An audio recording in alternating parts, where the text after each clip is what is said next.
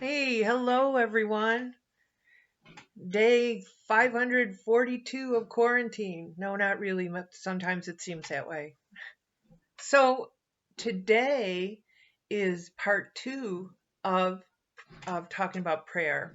And what I've found in looking for things that I want to tell you or share with you is there is so very much we could talk about. And maybe when we're up and running again at church, we can have a prayer, a study about prayer. So, one thing that you can do um, for praying is to pray with the Bible.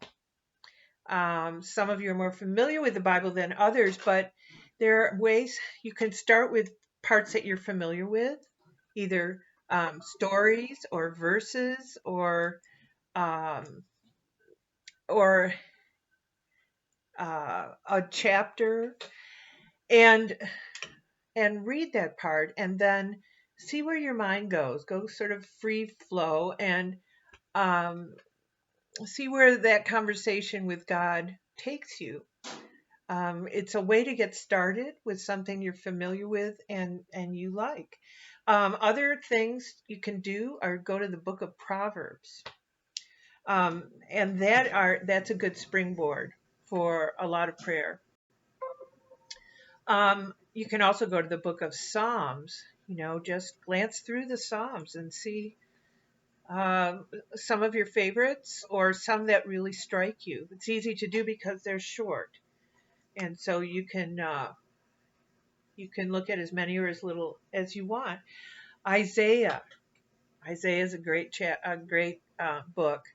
It's very long, but especially chapters 40 to 55. So take a look at those. Um, For instance, Isaiah 43, verses 4 and 5 says, "You are precious in my sight and honored, and I love you. Do not fear, for I am with you." One more time of the many, many times that we are told, do not be afraid, because God is with us. You can pray with the Gospels. Um, Again, a favorite part, or start reading and see what catches you, what appeals to you, what attracts you. And then something else you can do um, is pray for with passages that challenge you or that you resist or that you just don't like. See where you go with that. That's a challenge. Um, and I encourage you to rest with God when you feel that you need it. When you're worried, when you're afraid, when you're anxious, or when you're sorry or remorseful, when you're angry, when you're bored, which might appeal now, or apply now rather. Couple other just small suggestions. You can hold something and feel the security of holding that God is with you.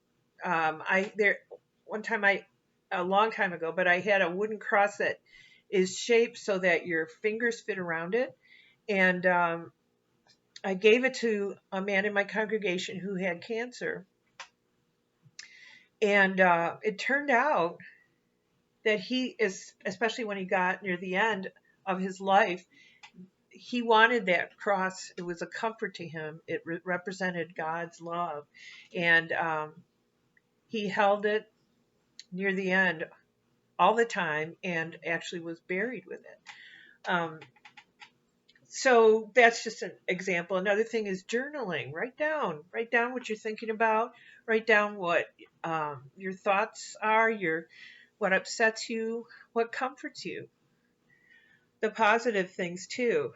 There is so much that I could share with you, but I will leave you with the five-fingered prayer, which I shared. I think it was a children's sermon a long time ago, and I have not heard the end of it. There was a lot of laughing in the congregation. But in case you weren't there or you would just like to be reminded of it, well, two things. The first one, before I share the five-finger prayer with you, is um, thank you, help me, help me. If you really want to get to um, it's the most simple way to remember how to pray. Thank you, help me. Or vice versa, help me, thank you. So the five-finger prayer is first your thumb, and that's to pray for people closest to you, and thank God for family and friends. The pointer for those who have guided you or led you in a direction, sort of a mentor over your life, and thank God for those. The tallest finger, which is what made everybody laugh, because that's the one that we where we pray for those in power and those in the government and um, those that who lead us. The ring finger for the weakest of those among us. Right now, we could pray for all the people who are ill with coronavirus, or we could say ill in body, mind, and spirit, or spirit. And then pinky is for ourselves. We pray for ourselves, and there is thanks, there's gratitude in all of these prayers. And maybe the help me part would fit as well. So, blessings. Keep praying, and I'll see you soon.